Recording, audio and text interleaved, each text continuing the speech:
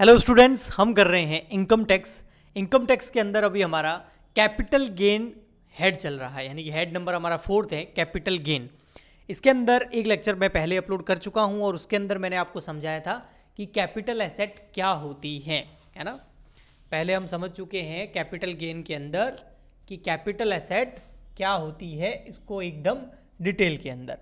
आज हम इस चैप्टर को आगे बढ़ाएंगे और सबसे पहले हम समझेंगे जो कि मोस्ट इंपॉर्टेंट है इस चैप्टर के लिए, टाइप्स ऑफ कैपिटल एसेट, पूंजीगत संपत्ति के प्रकार। तो इनकम टैक्स के पर्पज से, टैक्स लगाने के पर्पज से कैपिटल गेन या कैपिटल लॉस कैलकुलेट करने के लिए हमें कैपिटल एसेट को दो पार्ट में डिवाइड करके दिया गया है इनकम टैक्स के अंदर, इनकम टैक्स एक्ट 1961 के हिसाब से। इसमें एक है शॉर्ट टर्म कैपिटल गेन, इसको हिंदी में बोलते हैं अल्पकालीन पूंजीगत संपत्तियां, शॉर्ट टर्म कैपिटल एसेट, अल्पकालीन पूंजीगत संपत्तियां। और एक है लॉन्ग टर्म कैपिटल एसेट, यानी कि दीर्घकालीन पूंजीगत संपत्तियां। तो दो तरह की एसेट होती है, एक होती है शॉर्ट टर्म और एक होती है लॉन्ग टर्म। किसको हम शॉर्ट टर्म एसेट बोलेंगे, किसको हम लॉन्ग टर्म एसेट बोलेंगे, वो हम समझेंगे। जो शॉर्ट टर्म एसेट्स होती है, जिसको हम शॉर्ट टर्म कैपिटल एसेट बोलते हैं, ठीक है, शॉर्ट टर्म कैपिटल एसेट, उससे जब हम कैलकुलेट करते हैं तो या तो कैलकुलेट होता है शॉर्ट टर्म कैपिटल गेन या फिर कैलकुलेट होता है शॉर्ट टर्म कैपिटल लॉस, है ना। इनको हम बोल सकते हैं शॉर्ट टर्म कैपिटल एसेट, ठीक है। तो इससे क्या क्या कैलकुलेट कर सकते हैं, शॉर्ट टर्म कैपिटल गेन या शॉर्ट टर्म कैपिटल लॉस, इन संपत्तियों का शॉर्ट टर्म कैपिटल एसेट्स के अंदर हम कैलकुलेट करते हैं। लॉन्ग टर्म कैपिटल एसेट जो होती है, शॉर्ट में LTCA बोल सकते हैं आप, लॉन्ग टर्म कैपिटल एसेट, इससे कैलकुलेट होता है लॉन्ग टर्म कैपिटल गेन या फिर लॉन्ग टर्म कैपिटल लॉस, इनका हम निकालते हैं इस चैप्टर के अंदर, ठीक है। ओके, अब आइए सबसे पहले, ये तो ठीक है बाद में आगे और देख लेंगे हम, लेकिन मेन यहाँ पर सबसे पहले हम समझते हैं कि शॉर्ट टर्म कैपिटल एसेट किसको बोला जाता है। तो इसमें हमको मेन पॉइंट जो ध्यान में रखना होता है वो है होल्डिंग पीरियड। क्या ध्यान में रखना होता है? Holding period.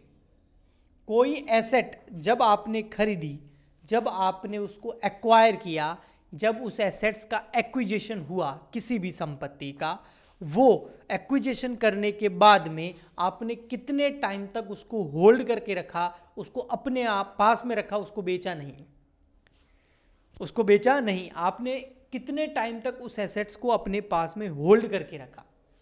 अगर वो होल्डिंग पीरियड 36 महीने से ज़्यादा नहीं है, नॉट मोर देन 36 मंथ, इसका मतलब पता है क्या हुआ, 36 महीने कम से कम आपने उसको होल्ड किया हुआ हो या उससे कम किया हुआ हो, तो 36 मंथ और लेस देन 36 मंथ आपने होल्डिंग पीरियड कितना किया हो, या तो 36 महीने या उससे कम, या तो 36 मंथ या उससे कम। 36 महीने से ज़्यादा होल्डिंग नहीं थी, हमने उस एसेट्स को 36 महीने या उससे कम, 35 महीने, 30 महीने, 15 महीने, 10 महीने, 2 महीने, 1 महीने, अगर किसी भी एसेट को होल्ड करके रखा है तो उसको शॉर्ट टर्म कैपिटल एसेट बोलते हैं।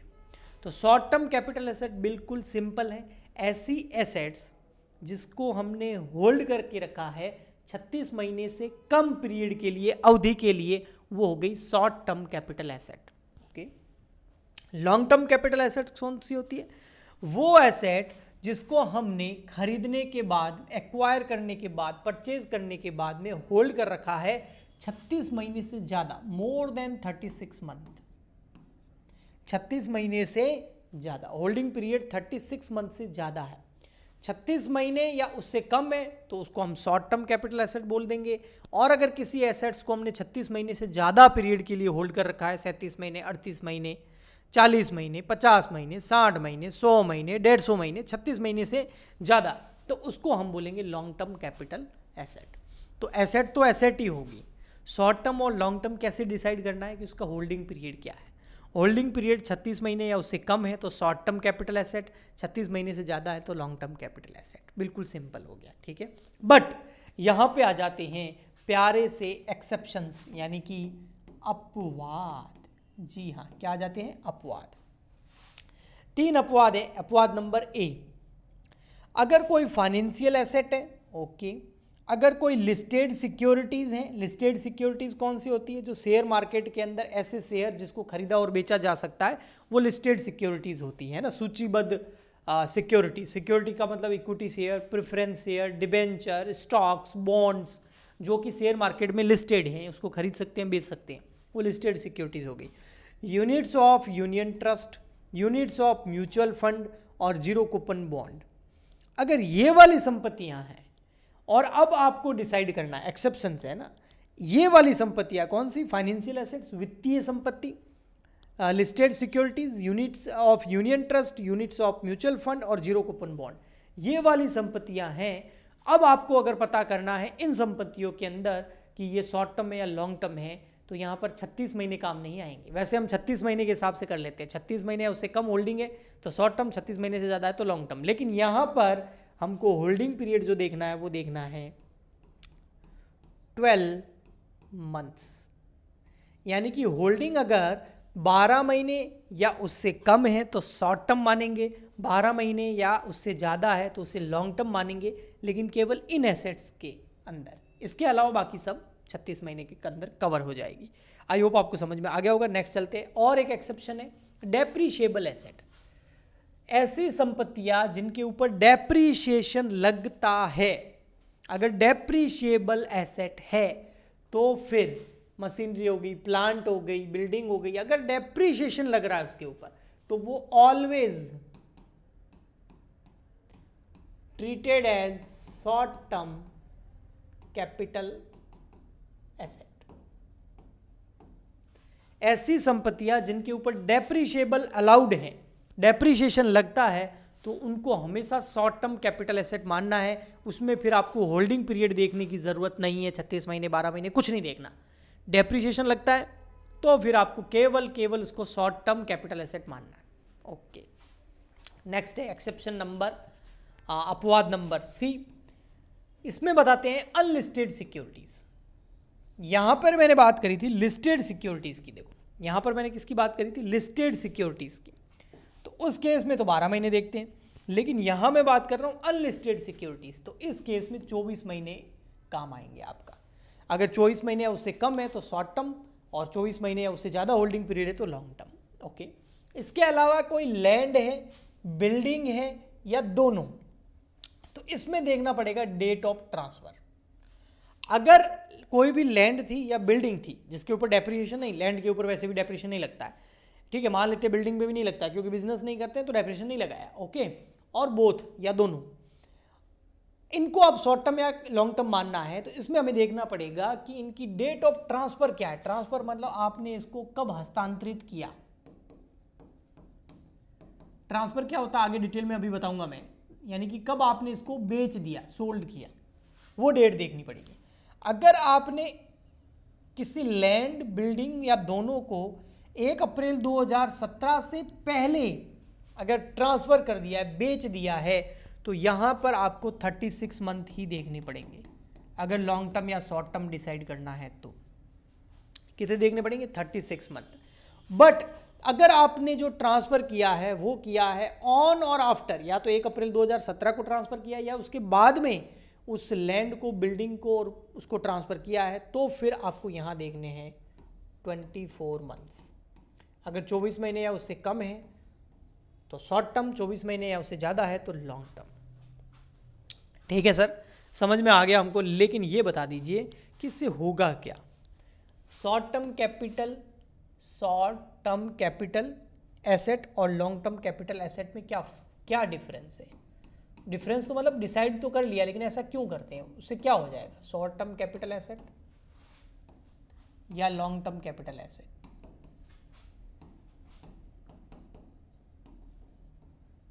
ठीक है, शॉर्ट टर्म कैपिटल एसेट से अगर गेन होता है तो उसके ऊपर टैक्स की रेट थोड़ी कम होती है, इनकम टैक्स की रेट जो है वो ज़्यादा होती है, हाई रेट से टैक्स लगता है।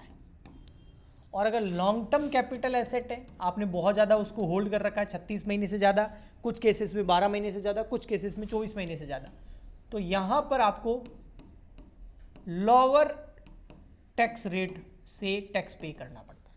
अगर कोई एसेट आप ज़्यादा टाइम तक 36 महीने, हालांकि कुछ एक्सेप्शन है वो 12 महीने, 14 महीने, 24 महीने से ज़्यादा आप अगर उसको होल्ड करके रखते हैं तो उस केस में अगर आप उसको बेचते हैं और आपको प्रॉफिट होता है तो उस पर थोड़ा टैक्स रेट कम लगता है और इसमें टैक्स रेट ज़्यादा लगता है, तो इसीलिए इन दोनों को डिसाइड किया जाता है। खैर मैं आगे आपको बताने वाला हूँ अब ट्रांसफ़र क्या होता है। कैपिटल गेन नाम का जो हमारा ये चैप्टर है या जो ये हेड है, इसके अंदर कुछ चीज़ें हैं जो प्रैक्टिकल क्वेश्चन करने से पहले हमको पता होनी चाहिए। एक पता होना चाहिए भैया कैपिटल एसेट क्या होती है, उसमें उसके टाइप्स आ गए, कैपिटल एसेट्स क्या होती है, डेफिनेशंस आ गई उसकी, मैंने कल भी बताया, आज भी आपको टाइप्स बता दिए। दूसरा होता है ट्रांसफ़र क्या होता है, ट्रांसफ़र ऑफ एसेट, है ना, वो क्या होता है। और एक होता है cost of acquisition, cost of acquisition, और last and final cost of improvement.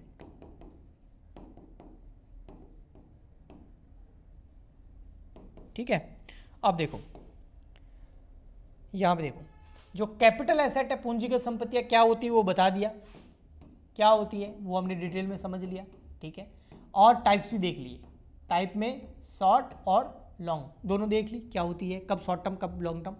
फिर आज हम देखेंगे ट्रांसफर ऑफ एसेट्स, और इसी के साथ ये 2 पॉइंट हमारे हो जाएंगे। फिर नेक्स्ट लेक्चर में हम cost of acquisition, cost of improvement देखेंगे, फिर इसके न्यूमेरिकल क्वेश्चन आप आराम से सॉल्व कर पाएंगे। ठीक है, ओके। तो ट्रांसफर ऑफ एसेट क्या होता है, ट्रांसफर का मतलब होता है हस्तांतरण। सिंपल बोलूं, एकदम सिंपल, सोल्ड, बेचना। लेकिन इनकम टैक्स के अंदर केवल बेचने को ही ट्रांसफर नहीं बोलते, इसके अलावा भी और बहुत कुछ होता है। मतलब आप किसी एसेट को बेच रहे हो, वो ट्रांसफर हो गया, आप अपनी एसेट को किसी और को ट्रांसफर कर रहे हो किसी कंसिडरेशन के बदले में। तो इसके अंदर जो ट्रांसफर है उसमें और भी चीज़ें इंक्लूड हैं। फॉलोइंग टाइप्स ऑफ ट्रांजैक्शन जो है वो इंक्लूड होते हैं एसेट, कैपिटल एसेट के ट्रांसफर के अंदर। इसमें जैसे सेल, मैंने बता दिया, बेचना, वो तो है ही। सेल के अलावा और क्या है, देखिए, सेल के अलावा है एक्सचेंज, विनिमय। आप एक एसेट दे रहे हो, उसके बदले में दूसरी एसेट ले रहे हो। सेल में तो क्या होता है, एक एसेट दी और पैसा लिया। रिड्यूसमेंट ऑफ द एसेट, अगर ये कर रहे हो, है ना, एक्सड्यूसमेंट एनी राइट, किसी राइट को आप अगर ट्रांसफर कर रहे हो। कंपल्सरी एक्विजिशन, अगर गवर्नमेंट कंपल्सरी एक्विजिशन कर लेती है, अनिवार्य अधिग्रहण कर लेती है अंडर लॉ, तो उसको भी ट्रांसफर मानेंगे।